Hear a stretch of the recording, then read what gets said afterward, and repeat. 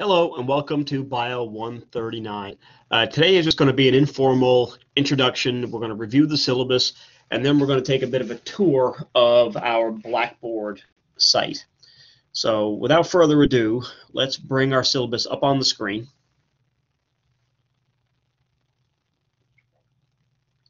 Hopefully you guys can see what I'm seeing. If not, let me know and we can handle any questions that you might have.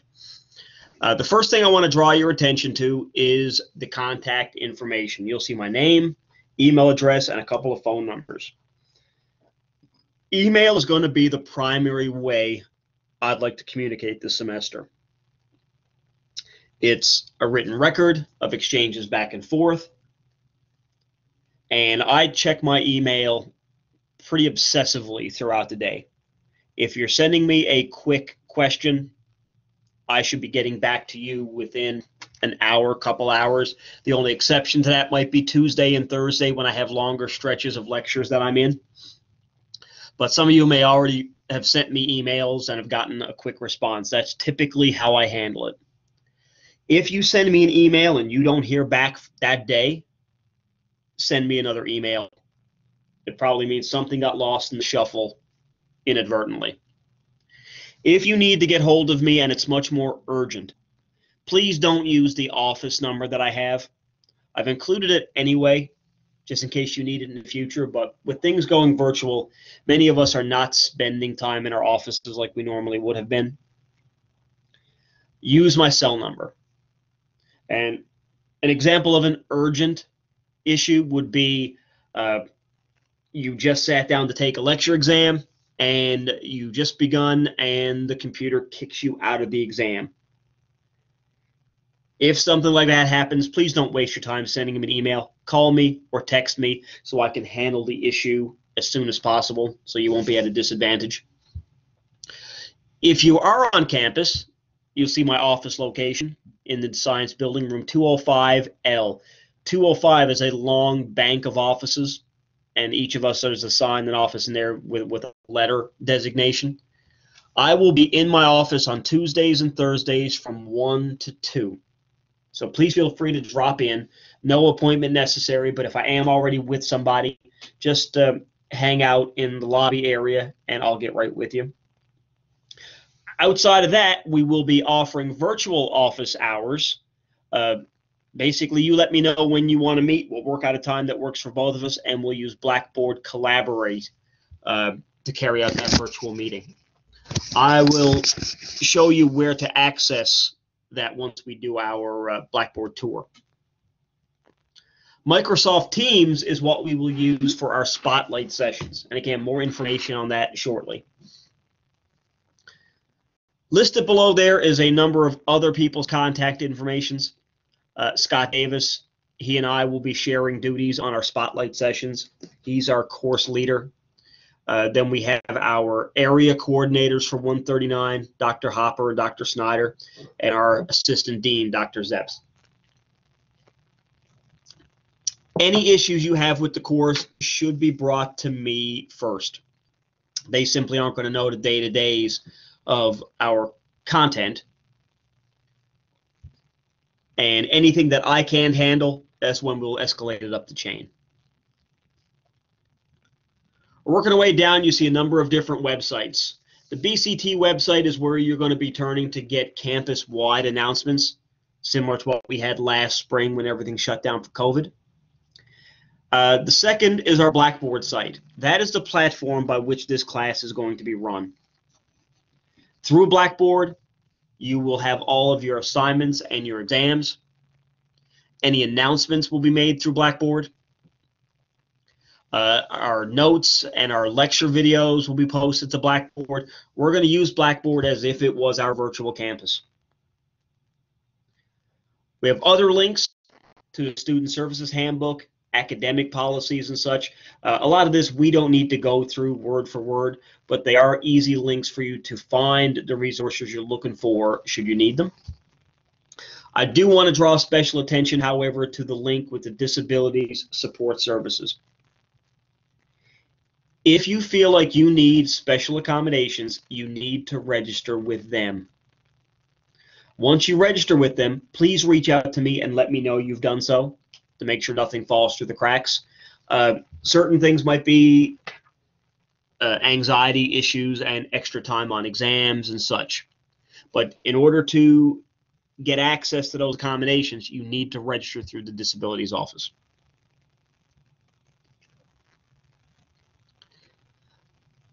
Next up is a list of course competencies that's going to be consistent throughout all 139 sections, not just the ones that I'm teaching, as well as the general education competencies.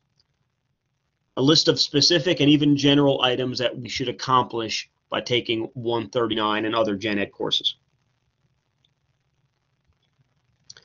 With our class materials, we are going to be very technology dependent.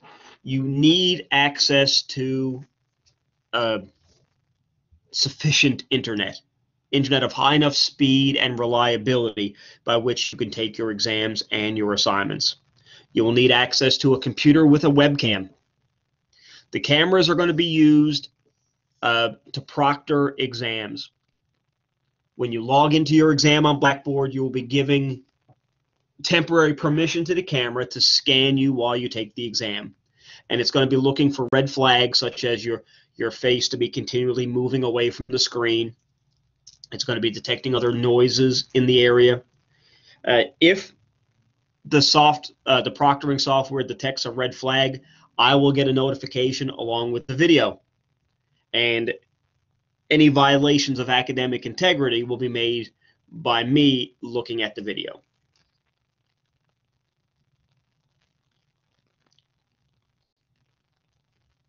There's a link for our academic policies. Any violations of our academic integrity policy will result in at least a 0 on that particular body of work. If the dishonesty is figured to be extensive, it may mean an immediate failure of the class. As far as required textbook goes, you've already paid a fee upon registration that gives you a discounted electronic version of the textbook. It's Saladin's Anatomy and Physiology, 9th edition, through the McGraw-Hill publisher. If you do feel like you want a hard copy, however, those are going to be available through the BCTC bookstore. You are going to be responsible for lecture content, and we'll talk about the lecture formats in a little bit, as well as assigned reading sections from the textbook. The assignments will be taken through McGraw-Hill, their application, Connect, and the exams will pull from material in both the textbook assigned readings and the lecture content. The course fee that's listed here refers to the one that you paid for the version of the electronic textbook.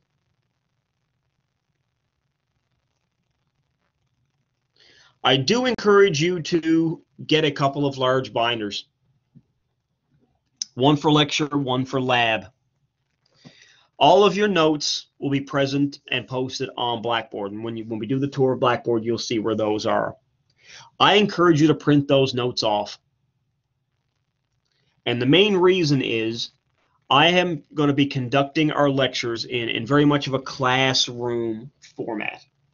Meaning when you watch the video, it'll be me standing up at the front of the room with PowerPoint presentation projected on the screen, and occasionally I will turn and write some stuff on the whiteboard.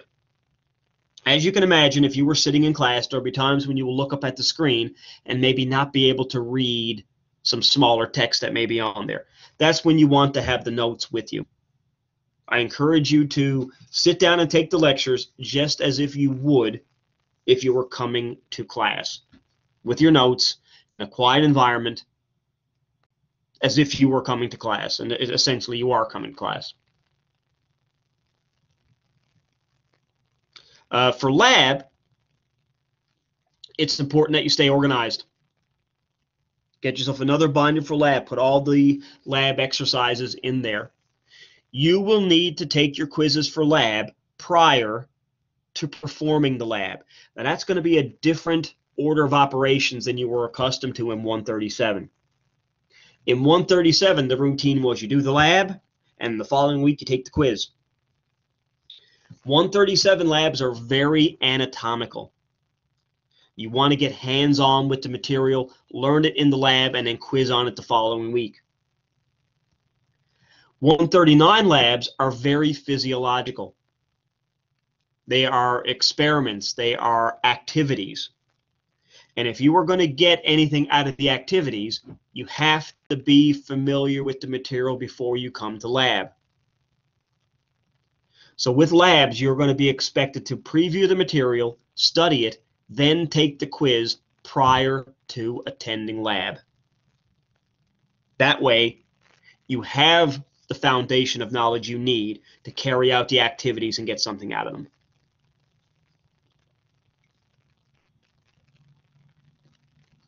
I will be conducting 2 question and answer sessions each week that are going to be virtual but live. All of our lectures will be pre-recorded, but these question and answer sessions are going to be live. I understand that it's a little bit of an obstacle to have a lecture and you can't ask questions in real time. This is our opportunity to do that. I'll be hosting 2 a week, one at 10 o'clock on Tuesday morning and the other at 2 o'clock on Thursday afternoon. I'll be conducting those through Blackboard Collaborate on the Virtual Office tab on Blackboard. Hit that tab 15 minutes before that assigned period, and you'll be able to join the section, and we'll be able to converse in real time, put notes on the screen, use the screen as a whiteboard, and so on. We also have spotlight sessions, however, that will pop up throughout the weeks. Those will be handled through Microsoft Teams. You will get invites sent out to you, and we'll talk about those in just a bit. You have to attend so many of those throughout the semester. As far as attendance goes, it gets a little tricky. It's not like I can pass around a sheet and have everybody sign it. We have Blackboard set up to monitor the frequency at which you log into the class. You will need to log in at a minimum of twice per week. Failure to log in for a week will be an absence. 4 absences means a failure for the class. Now, early on, we need to do what's called a no-show assignment for purposes of registration and financial aid. You will see that pop up on Blackboard on Monday, be available for the week. It will be a simple assignment, not worth any points. You will simply have to acknowledge that you read the syllabus, you navigated Blackboard, and you're somewhat familiar with it, and you are notifying us that you're intending on taking the class and seeing it through. Once you complete that assignment, on Gradebook, it'll show that you have a 0. That simply means you took the assignment and you got credit for it. That assignment is not worth any points. It is an assignment of completion. We take our academic integrity policy very seriously. And in spite of us moving to a virtual format last semester, we still seem to have instances of academic violations. Realize that when you log in to take a quiz, to take an exam, not only are you being monitored through the software, through the webcam, but we can also see times that you logged in, times that you logged out, and the answers to all of your questions. And Blackboard is able to scan that and look for patterns. And last semester, we noticed several students were suspiciously logging in and logging out at the exact same time. Their answers weren't only the same, but even their incorrect answers were identically the same. We expect any work you turn in to be your own work. Then that really should go without saying. For class communication, I've already said that I would like to use email as much as possible. 139 is not the only class I teach, and I teach several sections of 139, including one of the labs, or 2 of the labs. If you send me an email, make sure you put the class you're referring to in the subject bar. Realize that especially now that we're gone virtual, I'm not even able to put a face with a name to know which class you're in.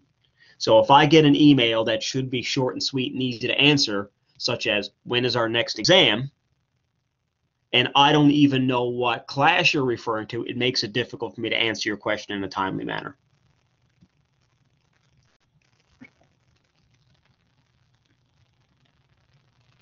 All of our lectures will be recorded. However, they won't be recorded live.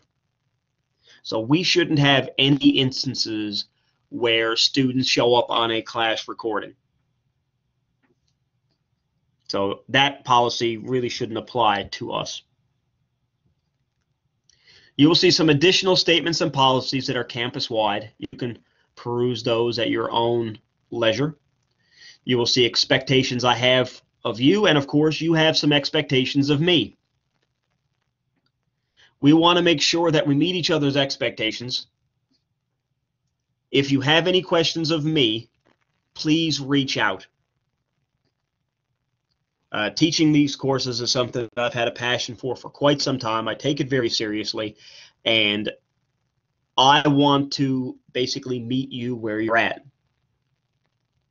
If there's something you need from me, I encourage you to be vocal about it and let me know, and I will do everything in my power to make that happen.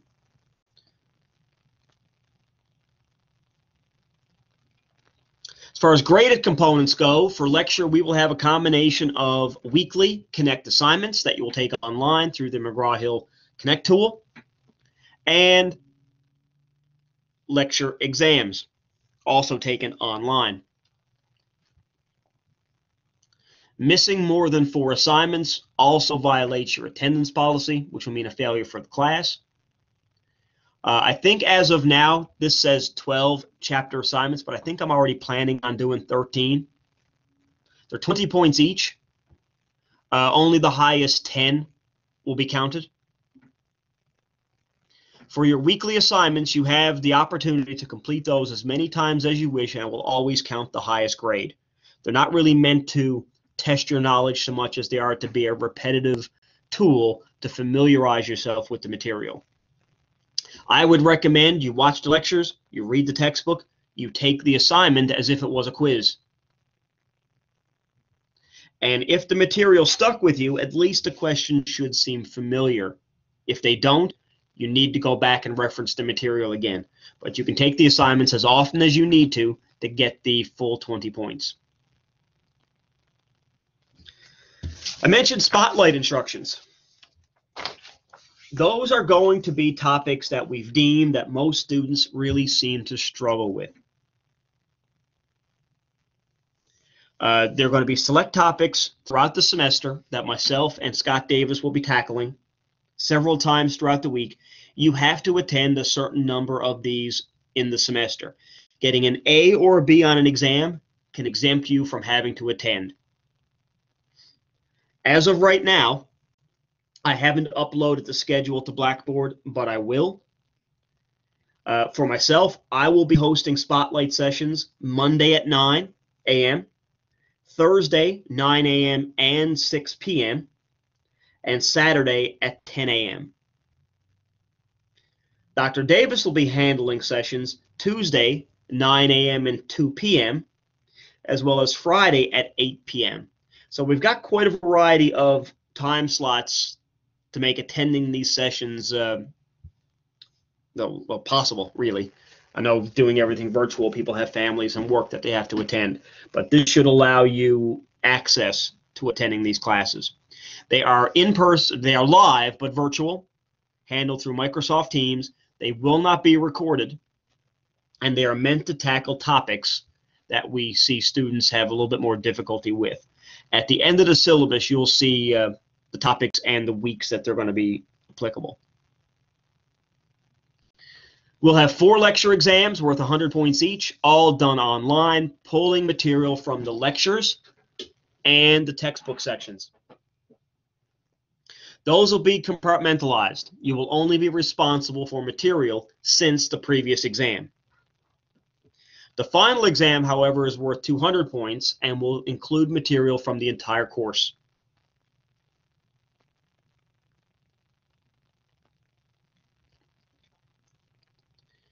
Course grade is pretty standard. 90 and above is an A, 80 and above is a B, and so on and so on. Below 60 is considered a failing grade. It's important to realize that lecture will account for 75% of your final grade. Lab will account for the other 25. You have to pass both components in order to pass the class. Getting an A in lecture and barely failing lab will still result in a failure for 139 as a whole. You have to pass both components. There will be no opportunity to make up late work. The Connect assignments are going to be available for an entire week at a time. You will see our first assignment will be made available as of tomorrow morning at 12 a.m. and will be due the following Sunday at 11:59 p.m. I encourage you get in on those assignments early and often rather than late to the last minute. There will be no opportunities to open up those assignments once the deadline is passed. For exams, excused absences may give you a little bit of leeway.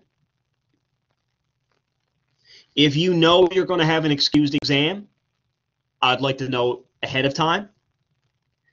If you miss an exam for an emergent occasion, illness, death, I will need to know that you missed the exam within 24 hours of the exam being due. Failure to notify me that you've missed will negate any opportunity to retake the exam. Or not retake it, I guess, make it up. You will see some important dates. We have a withdrawal policy. You can withdraw for any reason up until March 8th. After March 8th, you enter a window of time where you can withdraw up until April 5th by requesting permission to withdraw. Now, up until that date, I really won't deny anybody the ability to withdraw, with the exception of people who want to withdraw because they violated the academic honesty policy.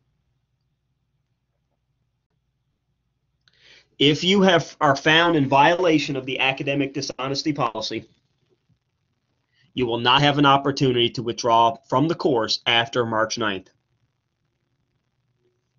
And after April 5th, you've passed the point of no return. We're in it together for the long haul after that. You'll see various links to the Student Services Handbook, the BCTC withdrawal procedures laid out in the syllabus.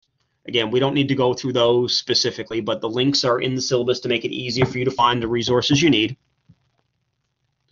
There will be an opportunity for some tutoring. I'll be providing a link on Blackboard through Thinking Storm.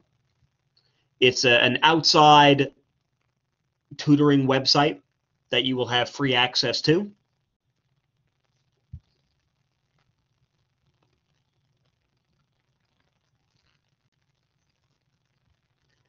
And next up is our tentative schedule. Now, I say tentative because who knows? Anybody who was with us last spring is well aware of the dramatic changes that happened all of a sudden back then.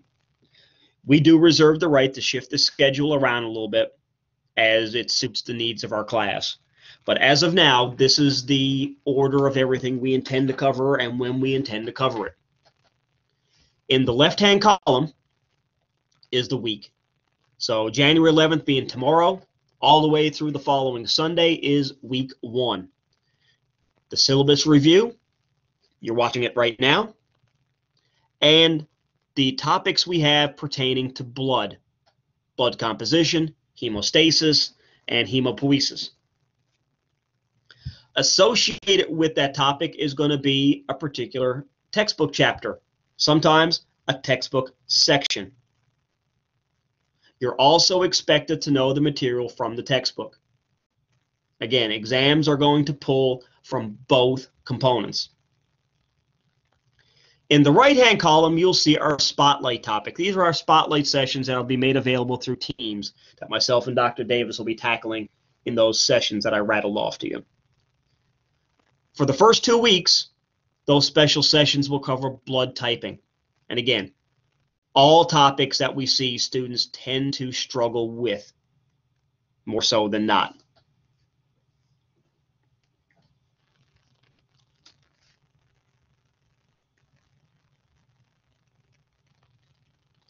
And the last page of the syllabus is to help you organize.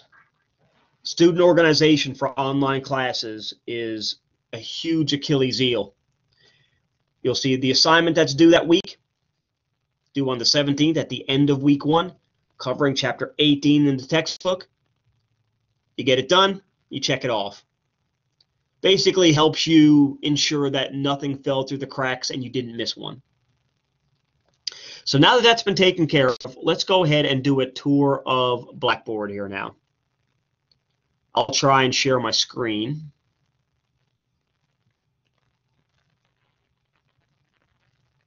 Hopefully you can see what I see.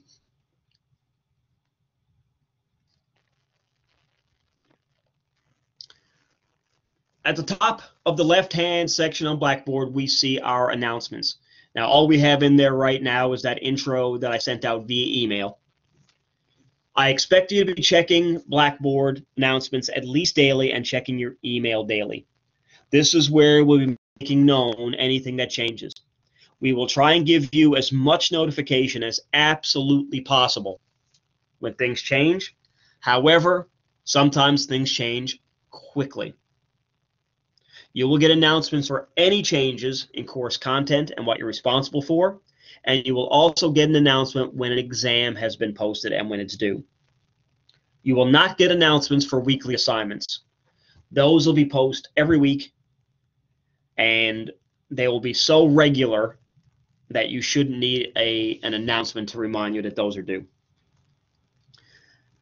The next tab is going to be the syllabus. Here you'll see the lecture syllabus. In the lab sections, you may see your pertinent lab instructor post material. But here's where you can download a copy of the syllabus that we just went through earlier. Moving down, we see the link to the ebook. And I just clicked it. It's going to take us into the McGraw-Hill tool. Remember, you've already paid a fee to get access to the ebook. Clicking that link is how you will get it. If you have difficulties accessing the ebook, please let me know. Our McGraw-Hill rep is fantastic, and I feel like she's always waiting at the computer to solve issues that pop up technically. So if you struggle to navigate that website, let me know, and we will get her on it as soon as possible to get the problems rectified. Now, the syllabus and the ebook, those are going to be important tabs for like the first week of class. After that, you'll know where the syllabus is. You will no longer need to access the ebook for the first time. So you'll see these tabs move further down the list here, keeping more important things at the top. Weekly content is where you're going to spend most of your time. You see, I just clicked that tab, and it's opened up folders. Right now, it's been populated with material from week 1 and 2. As the semester goes on, you'll see that list grow. If I click week 1, which begins on the January 11th, you'll see folders for lectures and class notes. I encourage you to look at the class notes, print off copies, or if you're into the electronics, have a tablet available so you can have the notes available while you're watching the lecture. These are all PowerPoint formats, and it's going to be the same presentations that are projected onto the screen during lecture. Under the lectures folder, you will see recordings. These are all linked to YouTube. By linking them to YouTube, it helps us give access to closed captioning a little bit more easily. And by linking them to an outside source, it minimizes space that we're taking up in our Blackboard shell. Here you'll see syllabus review and introduction. That's what you're watching right now. And you can see I don't have anything listed, but by the time you watch it, of course, there will be a video posted there. Here is our virtual office. Any meetings you make with me for one-on-one office meetings will be handled through there. And you can see as I clicked it, what we've already see here is the 2 labs that I teach. This week, lab will be virtual for me. I will not be requiring in-person instruction for lab this week. It's a lab syllabus review and a no-show assignment. We're going to handle that virtually. So if you have me for lab on either Tuesdays at 11 or Thursdays at 11, come to this site, click that link, and it will give you a link to join the session up to 15 minutes before the class starts. If you're meeting with me virtually for a scheduled time and you log in here, once you log in, you will see the office meeting scheduled, and you just click it and log on. We have 2 tabs following that for your weekly assignments and for your lecture exams. And of course, there's nothing in those right now. But as of 12:51 tonight, you will see your first lecture assignment pop up. In this tab, you will see the schedule of the spotlight sessions. These spotlight sessions I expect to be extremely valuable. However, I hope they roll out smoothly. This is a brand new program that we're bringing to you, and new information is coming to me about them as we speak now. So once I finalize and make sure that that schedule I read to you earlier is in fact the schedule we'll be sticking with, I'm going to post the spotlight schedule in this tab so you can reference it. Before you show up to a spotlight session, you do have to sign up for it. This is not something where you can drop in on a whim. Below that is a link for lab quizzes and exams. And then you will see 2 tabs for lab materials from both myself and Dr. Bullock. Some of you have me for your lab instructor Tuesdays and Thursdays. Well, Tuesdays or Thursdays. You only attend lab once a week at 11. Some of you have Dr. Bullock. He will be posting things to his lab tab. For things that are relevant to my lab sections, I will be posting them to mine. That may include videos I want you to check out before class. That may include copies of the lab exercise for that particular week, etc.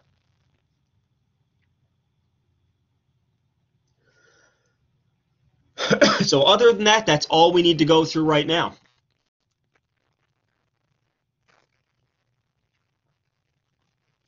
I encourage you to stay up on the material as much as possible. This is not a class where you'll have the luxury of falling behind. For 137, if you remember back to those topics, a lot of them were very much unrelated.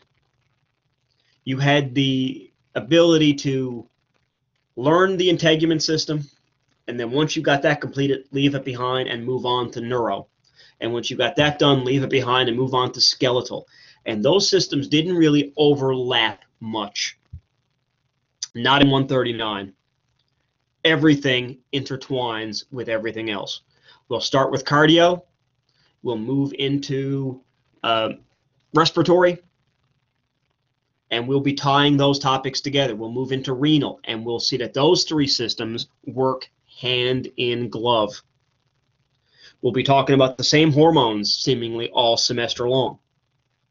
So by the time we go through the semester, we're not moving from one topic to another as much as we're expanding on one big snowball of information.